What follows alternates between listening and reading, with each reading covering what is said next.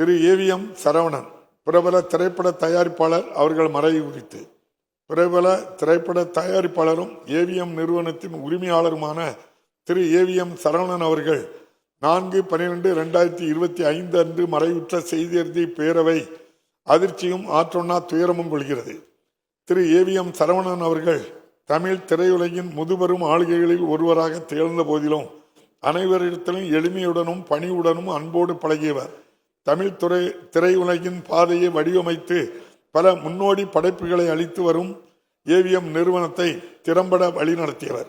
அன்னாரது மறைவால் அவரை இழந்து வாடும் அவரது குடும்பத்தினருக்கும் தமிழ் திரையுலகத்தினர் உள்ளிட்ட அனைவருக்கும் இப்பேரவை தனது ஆழ்ந்த இரங்கலையும் அனுதாபத்தையும் தெரிவித்துக் கொள்கிறது.